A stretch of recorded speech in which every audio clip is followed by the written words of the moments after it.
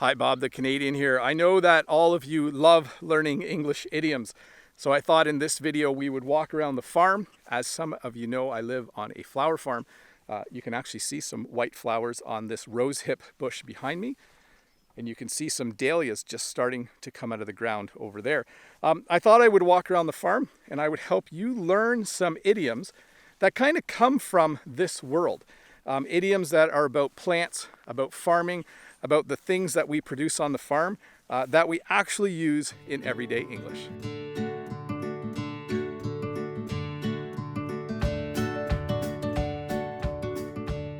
Sometimes in English we'll say to someone that they need to stop and smell the roses. Now, we don't have roses on our farm, but we do have peonies, and they smell beautiful as well. What this phrase means, though, is that if you are very busy, if you are working a lot, if you are in school and all you do is study, sometimes someone will say to you, hey, you need to stop and smell the roses. It means that you need to stop working every once in a while. You need to stop studying every once in a while. And you just need to spend time with family or friends or have a good meal and enjoy life a little bit. So when we say that you need to stop and smell the roses, it means that you need to enjoy life. Speaking of roses, it reminds me of another phrase that we use sometimes in English. Sometimes we'll say that everything is coming up roses. This means that in someone's life, everything is now going really, really well. Maybe you have a friend who just got a new job and they're making a lot more money now, and they have a new girlfriend and life is good. You could say that for them, everything is coming up roses. In English, when we describe something as being garden variety, it simply means it's the normal or ordinary version of something. It doesn't mean that it grew in a garden.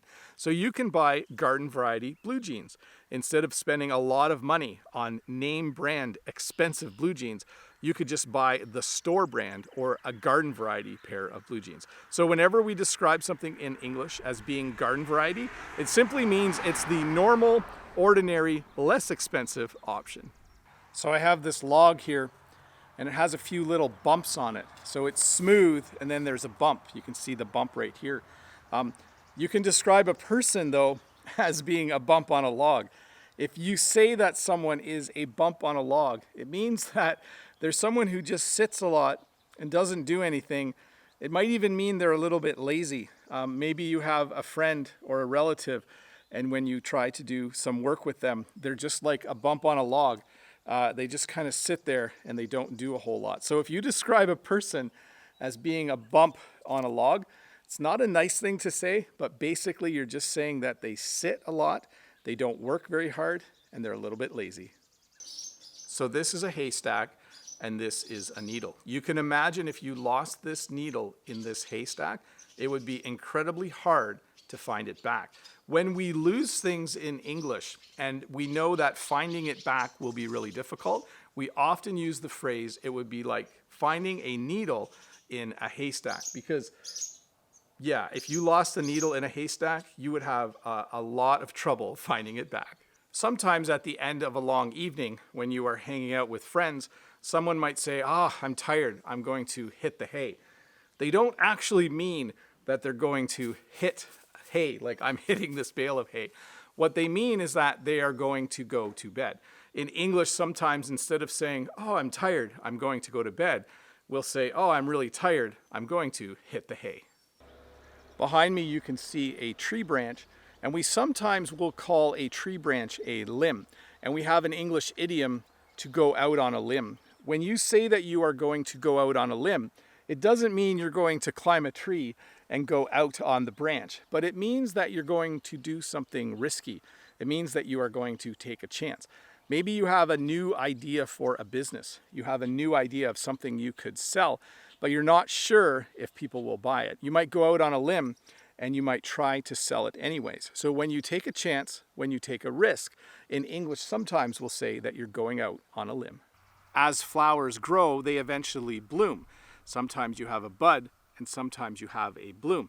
You can see that this peony is open. It has bloomed, but this one is a late bloomer. And there is an English phrase, late bloomer. When you describe someone as a late bloomer, It means that they get good at something late in life. Just like this flower will bloom later than this one, sometimes people bloom later in life. Maybe they don't learn how to play the guitar when they are young, but they learn how to play it when they're in their 20s or 30s, and they're really, really good at it. We would describe that person as a late bloomer. This stick is in the mud, but you can also call a person a stick in the mud. If you say that someone is a stick in the mud, it means they don't like change. They don't like doing new things. I am definitely not a stick in the mud. I love change and I love doing new things. But if you call someone a stick in the mud, it means they don't like change and they don't like trying new things. Have you ever gotten the short end of the stick? In English, if someone says that they got the short end of the stick, it means that they got a bad deal. Or it means that someone else got a better deal, for sure.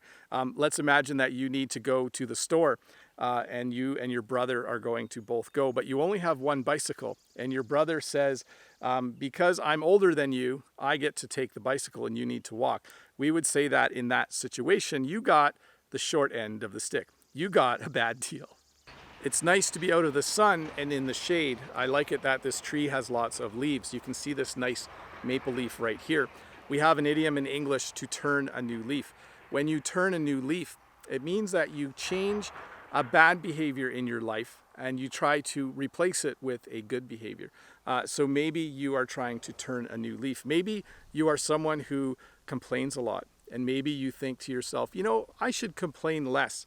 Maybe I should turn a new leaf and I should try to always say positive things when I'm having conversations with people. So when you turn a new leaf, it means that you try to replace a bad behavior with a good behavior. So this is a nut, and the outside of the nut is called the nutshell.